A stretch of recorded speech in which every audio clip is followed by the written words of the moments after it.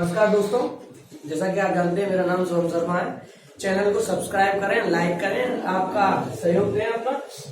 और मैं आज आपको सी टेट हो या यूपी टेट हो, यानी कि कोई भी शिक्षा का कोई भी पेपर हो, शिक्षा से रिलेटेड कोई भी पेपर हो, उसमें जीन प्यारे जरूर आता है। क्या आता है? जीन प्यारे।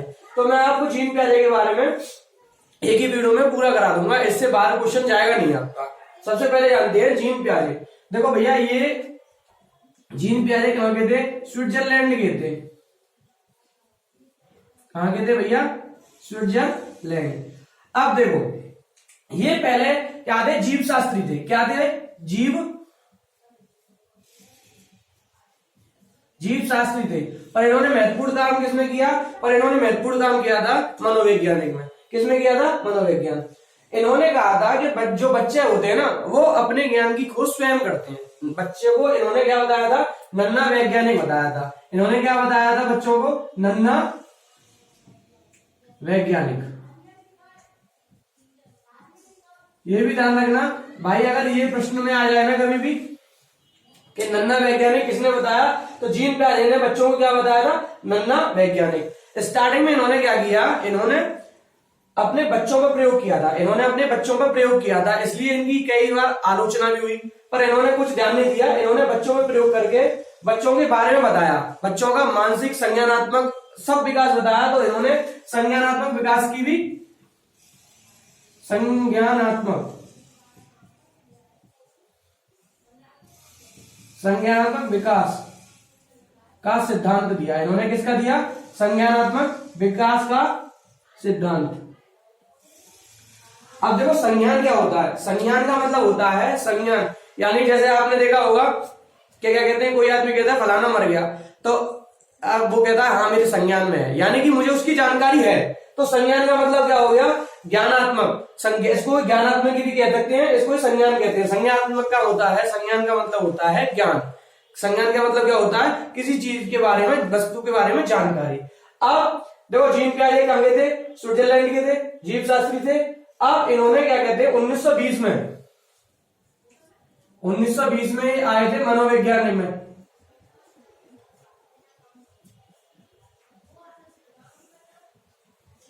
इन्होंने 1920 में भी बाल विकास में आए थे।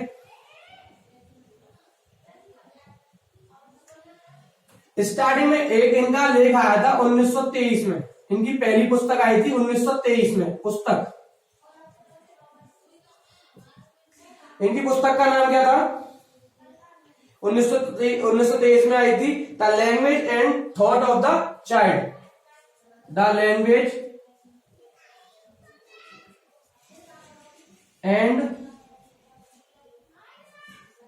थॉट ऑफ द चाइल्ड, ये इनकी पहली पुस्तक आई थी। इन्होंने अपने पूरे जीवन काल में, 53 वर्ष के जीवन काल में लगभग 32 पुस्तकें लिखी थी। कितनी पुस्तकें लिखी थी? 32। अब इन्होंने कुछ नियम दिए थे, उन्होंने कुछ शब्द दिए थे, जिनके बारे में आज मैं आपको बता रहा हूं। देखो, एक बार और देख लेना। जीन प्यारे कहाँ के थे? स्विट्जरलैंड के जीव शास्त्री थे। इन्होंने किस पे काम किया था? मनोविज्ञान पे। 1920 में बाल विकास में आए। इन्होंने ही बच्चों को क्या कहा? नन्हा वैज्ञानिक। क्या कहा? नन्हा वैज्ञानिक। अच्छा, इन्होंने ही संज्ञानात्मक विकास का सिद्धांत दिया। संज्ञानात्मक विकास का सिद्धांत। अच्छा, 1923 में इनकी पहली पुस्तक आई थी। इसका नाम क्या था? The language and thought of the child. इतना आया समझ में?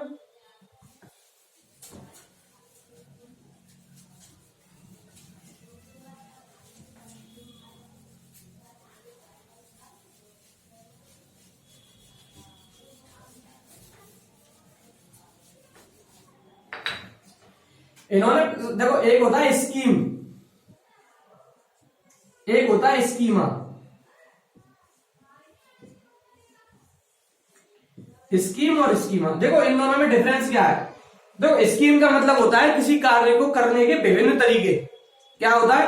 किसी भी कार्य को करने के विभिन्न तरीके क्या कहते हैं? स्कीम। और स्कीमा क्या होता है? किसी के बारे में भी हमारे माइंड में क्या कहते हैं? बहुत सारी पुट्टिका, यानी कि बहुत सारे क्या कहते हैं? स्कीमा बने हुए हैं। स्कीमा का मतलब होता है सूचनाओं का भंडार। क्या होता है? सूचनाओं का भंडार। तो हमारे मस्तिष्क में कई सारी सूचनाएं भरी पड़ी है, तो उनको क्या कहेंगे? सूचना। उसको क्या कहेंगे? सूचनाओं को स्कीमा। और स्कीम किसे कहेंगे? किसी कार्य को करने के विभिन्न तरीके। आगे समझ में। अब इन्होंने महत्वपूर्ण 2 पॉइंट और दिए थे, ये आपको ध्यान रखना है। इन्होंने सबसे पहले दिया था, एक दिया था एडेप्टेशन। एडेप्टेशन इसको क्या कहते हैं? अनुकूलन।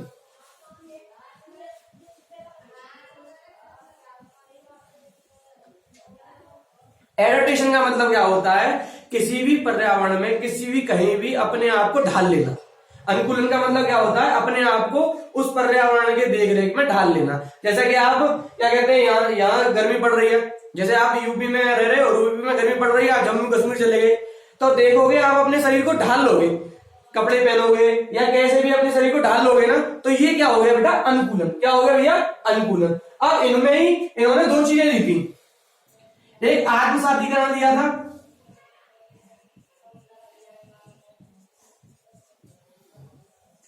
एक दिया था समायोजन। एक दिया था आत्मसातीकरण, एक दिया था समायोजन। देखो इंग्लिश में इनका वर्जन याद कर लेना, ये इंग्लिश में ज्यादा आते हैं। एसिमिलेशन, और इसका मतलब क्या है? ये कितना हो गया? Adaptation, assimilation.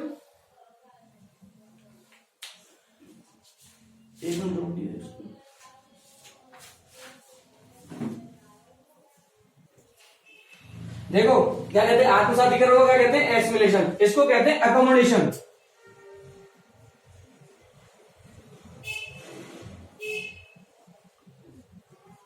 ये इंग्लिश में याद कर लेना। क्या कहते हैं? एडॉप्टेशन। एडॉप्टेशन के 2 पार्ट हैं, अनुकूलन के मतलब आत्मसातीकरण और समायोजन। आत्मसातीकरण को एसिमिलेशन और समायोजन को एकोमोडेशन। अब देखो आत्मसातीकरण क्या होता है? जो भी आपकी सूचना है, जो आपके पास जानकारी है, ज्ञान को उसमें थोड़ा थोड़ा बढ़ाना, क्या कहलाते हैं?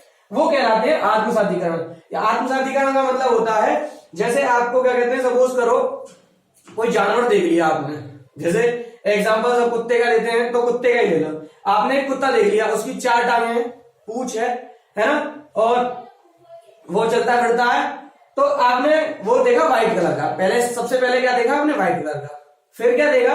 दूसरा आपने देख लिया कभी ब्लैक कलर का।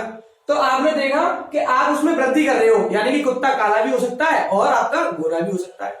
तो ये आपका क्या है? ज्ञान में ही तो वृद्धि कर रहे हो, ज्ञान में आप जोड़ रहे हो। आपका जो स्कीमा मतलब आत्मसातीकरण का मतलब होता है, जो आपका स्कीमा बन चुका है उसको और मजबूत करना। यानी कि आपने पता पड़ गया आपको कि कुत्ता है, तो कुत्ते विभिन्न प्रकार के रंग के हो सकते हैं, समझे? फिर आपने ऐसा ही फिर अगली बार देखा, आपने बिल्ली देख ली।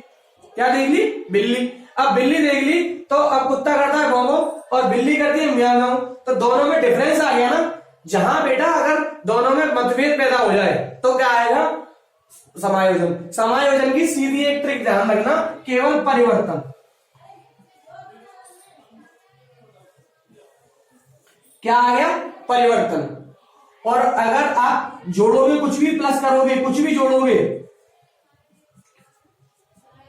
तो ये क्या हो गया? ये आगा हो गया आत्मसातीकरण, यानी कि एसिमिलेशन। और एक और एग्जांपल समझते हैं, जैसे आपने देखा पक्षी आकाश में उड़ रहे हैं।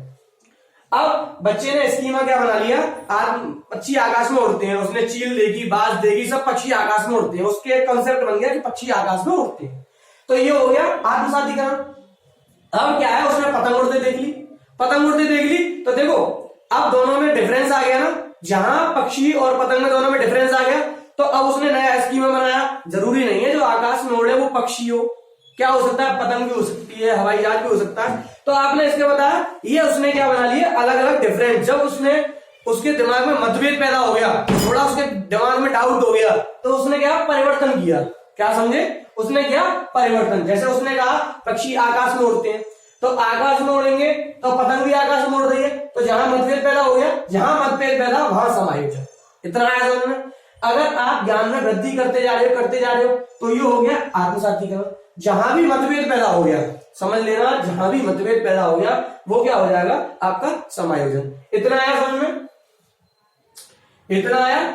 अब देखो एक होता है आपका संतुलन। क्या होता है भैया? एक होता है संतुलन। देखो संतुलन का मतलब होता है बैलेंसिंग, बैलेंसिंग। अब बैलेंसिंग किसमें करेगा? आत्मसातीकरण और समायोजन। देखो आत्मसातीकरण और समायोजन में बैलेंसिंग करना ही क्या कहता है? संतुलन कहलाता है। समझे? इतना समझे? अब देखो इन्होंने 4 अवस्थाएं दी। कितनी अवस्थाएं दी? 4 अवस्थाएं।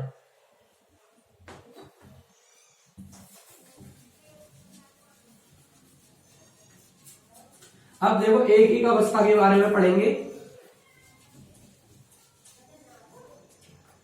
इन्होंने पहली अवस्था क्या दी? संवेदी प्रेरक काल। दूसरी क्या थी? पूर्व संक्रियात्मक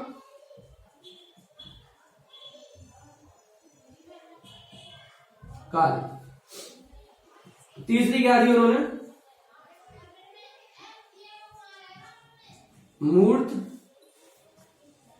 मूर्त काल। चौथी क्या थी? अमूर्त या औपचारिक काल।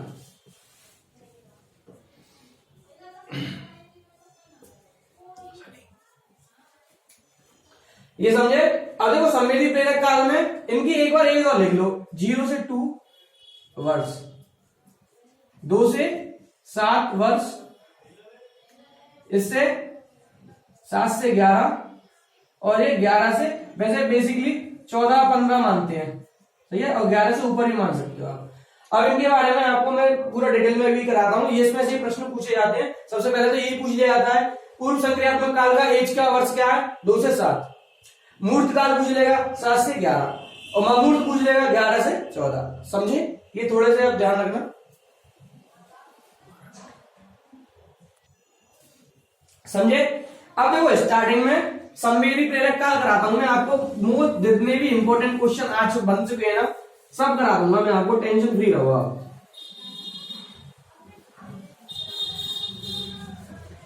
देखो ये संवेदी प्रेरक काल है ना, इसमें वो बच्चा जो ज्ञान प्राप्त करेगा वो अपने संवेदों से प्राप्त करेगा। क्या करेगा? संवेदों से। इसमें क्या है? संवेदी अंग आप जानते हो, आंख हो गया, कान, नाक, जीभ, त्वचा, यानी कि जितने भी संवेदी अंगों से जो ज्ञान प्राप्त होता है ना, वो आपका क्या कहलाता है? संवेदी प्रेरक काल। इसमें एक आपको समझना है, इसमें एक क्या होता है? वस्तु स्थायित्व। अब देखो वस्तु स्थायित्व का मतलब वस्तु प्रेजेंट है। क्या है? वस्तु प्रेजेंट है। अब देखो कभी कभी आपने देखा होगा, जब छोटा बच्चा होता है मोबाइल से छेड़ रहा है, आपने मोबाइल उससे लेके धोखा दिया तो बच्चा खोज लेता है ना मोबाइल को, तो यही वस्तु स्थायित्व है। वस्तु स्थायित्व का मतलब वस्तु का एग्जिस्टेंस है, वो उसको खोज लेता है। समझे आप? तो ये वस्तु स्थायित्व का बेटा किसमें आ जाता है भैया? संवेदी प्रेरक काल में। ये मोस्ट इंपोर्टेंट है, आपसे पूछेगा वस्तु स्थायित्व का किसमें आता है? संवेदी प्रेरक काल। अब देखो सेकंड बात किस पे करते हैं? देखो ध्यान रखना बेटा बच्चा, क्या कहते हैं, ये वस्तु स्थायित्व ना, ये संवेदी प्रेरक काल में आगे पूर्व संक्रियात्मक में आता है। किसमें आता है? पूर्व संक्रियात्मक। अब वस्तु स्थायित्व का मतलब मैंने आपको बता ही दिया। तो देखो संवेदी प्रेरक काल में महत्वपूर्ण क्या होता है? इसमें प्रतिवर्ती कृतियां होती है। प्रतिवर्ती, जैसे प्रतिवर्ती का मतलब जानते हो, यानी कि आपने कोई क्रिया की, उसके कोई रिएक्शन क्या है मतलब, तो उसको क्या कहेंगे? प्रतिवर्ती। यानी कि प्रतिवर्ती क्रिया क्या हो गई? जो आपने कोई क्रिया की उसकी दूसरी प्रतिक्रिया हुई, वही है वही प्रतिवर्ती। अब संवेदी प्रेरक काल में केवल प्रतिवर्ती क्रिया होती है, और बच्चा जैसे चूसना और क्या कहते हैं, यही कहलाता, यही करता है ज्यादातर। अब दूसरा देखो, मैंने आपको बताया दूसरी कौन सी अवस्था होती है? पूर्व संक्रियात्मक काल। क्या होता है? पूर्व संक्रियात्मक। पूर्व संक्रियात्मक ये किसमें होता है? ये 2 से 7 वर्ष तक होता है। आया समझ? अब देखो इसमें जीववाद पाया जाता है। जीववाद इसमें वस्तु स्थायित्व पाया जाता है,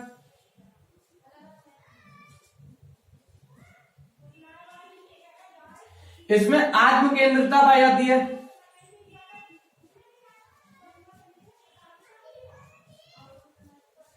इसमें अपलटावी का गुण पाया जाता है,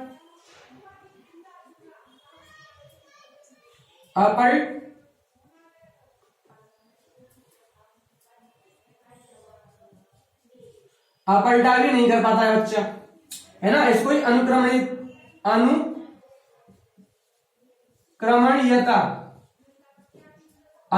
भी नहीं कर पाता। देखो जीववाद, वस्तु स्थायित्व, आत्म केंद्रिता, अपलटावी, अनुक्रमणीय, इनके बारे में आपको मैं बताता हूं।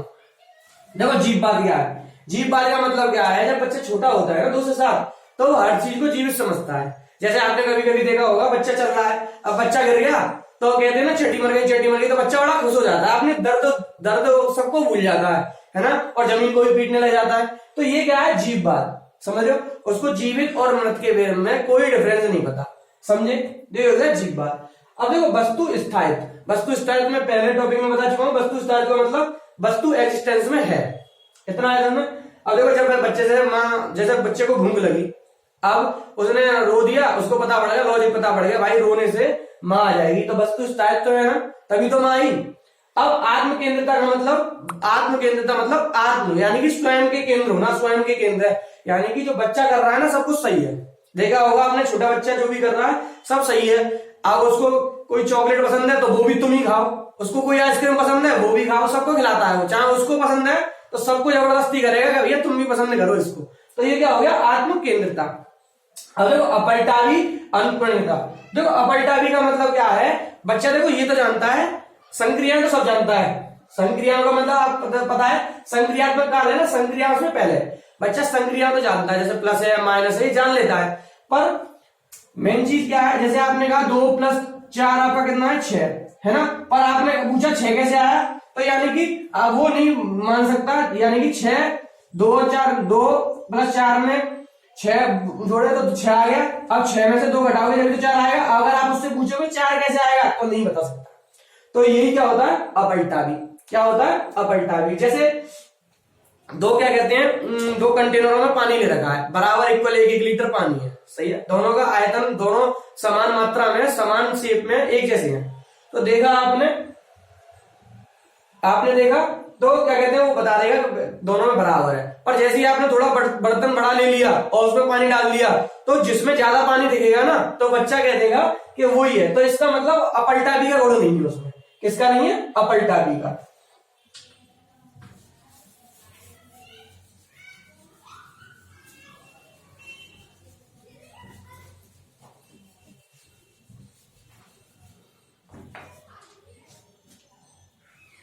अब मूर्त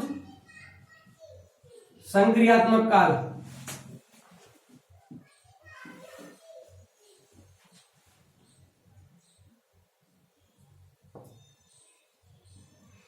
कितना है, 7 से 11। अब देखो इसमें अपलटावी का गुण पाया जाता है, अपलटावी का गुण पाया जाएगा, है ना। और ये मूर्त संक्रिया करता है। देखो मूर्त का मतलब जो आपके सामने है ना वो है मूर्त, जो सामने नहीं है ना वो हो गया अमूर्त, समझ गया। यानी कि जो देख रहा है ना, इसमें बच्चा तर्क करना सीख जाता है। इसमें क्या है, बच्चा तर्क करना सीख जाता है। कारण का बात करना पड़ता है। जैसे क्रिया और कारण में अंतर क्या होता है, जैसे आपने कपड़े सुखा दिए, अब ये कपड़े क्यों सूखे, क्या है, ये सब तर्क दे देगा मूर्त संक्रियात्मक काल में। इतना है समझ में। अब इसमें तर्क करना और सीख जाता है। जैसे आपने कहा बच्चे से कि हमारे जीवन में पेड़ जरूरी क्यों है, तो बच्चा बता देगा पेड़ ऑक्सीजन देते हैं इसलिए जरूरी है। तो बच्चा इसमें तर्क करना सीख जाता है। क्या करता है, तार्किक चिंतन हो जाता है। क्या, तार्किक। अब तीसरा क्या है,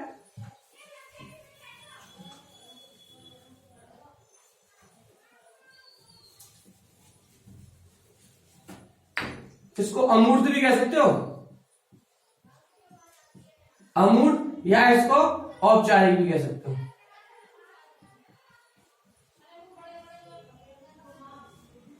अब देखो ये तार्किक चिंतन तो कर लेता है, ये अतार्किक चिंतन भी कर लेता है। इसमें क्या करता है? अतार्किक चिंतन।